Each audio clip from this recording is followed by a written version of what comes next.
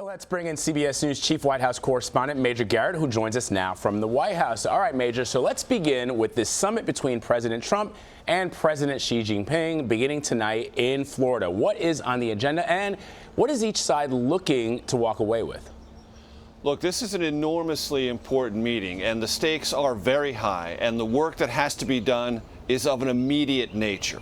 This president not only has to forge some kind of personal relationship with Xi Jinping, the leader of China, but they have a very volatile situation right in the middle of both of their agendas. Whatever those other agendas are, in economics or other long-range diplomatic issues, North Korea's increasingly provocative actions, firing off ballistic missiles, continuing to test nuclear weapons, and raising the stakes about the possibility of deploying and firing at some point in the not too distant future a nuclear-armed ballistic missile is a real and clear and present threat in the region and possibly to the United States.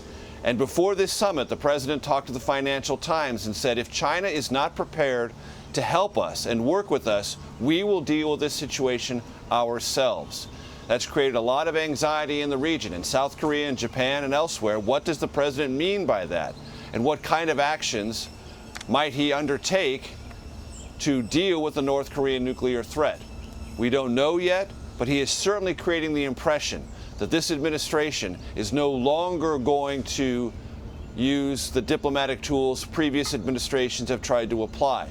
And when Secretary of State Rex Tillerson said the era of strategic patience is over, it created at least the anticipation that this administration wants to take some new and potentially aggressive action against North Korea. Figuring that out with a Chinese leader is absolutely priority number one. But then there are a lot of other economic and regional issues in which this president has to figure out what China is willing to do and what lines it will not cross with regards to North Korea or its other ambitions throughout the South China Sea and regionally as the number one economic power in all of Asia. So a lot to deal with, but everything about this meeting really pivots off what is or is not achieved in regards to North Korea. And of course, Major, this comes as President Trump is dealing with the crisis in Syria. We heard the president say that this week's attack crossed a lot of lines for him. Those are his words. But what can you tell us about the concrete options on the table for the president? And I guess this doesn't really sync with President Trump's, at least his campaign rhetoric of America first. Right. So let's go to the campaign rhetoric first.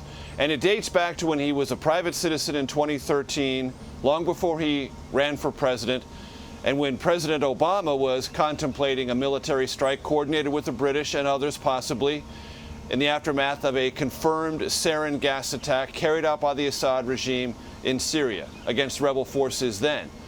Then private citizen Trump urged on Twitter, President Obama, don't attack. There's no upside. There's only downside. Fix broken U.S. was one of his tweets. So he was very much warning President Obama at that time, stay away from Syria.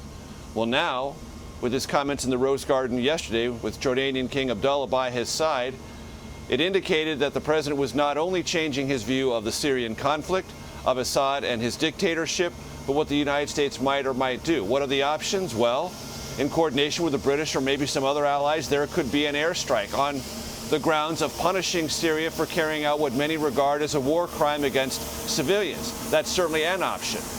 There could be a push to further sanction economically the Russian government, which is by far Syria's most important benefactor and diplomatic defender. And as always here at the White House, we're very, very intent on maintaining proper order and a very well-groomed driveway. So pardon the interruption there. Absolutely My okay. friend Jeremy with the National Park Service, he's a good fellow. Anyway, all of those things are part of the rhetoric and America First orientation toward foreign policy candidate Trump brought to the White House. And in speeches since he became president, Mr. Trump has said America First is his foreign policy. So what does that mean in regards to Syria? The president said he was appalled by the chemical gas attack. And senior administration officials have said it is flatly untrue what Moscow is currently saying. Oh, it was just a Syrian airstrike that happened to hit a rebel-held stockpile of chemical weapons.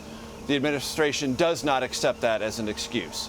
So, does this mean President Trump will get tougher on the Russians with sanctions? Does he mean he will authorize or seek maybe some allied support for an airstrike to punish the Assad regime?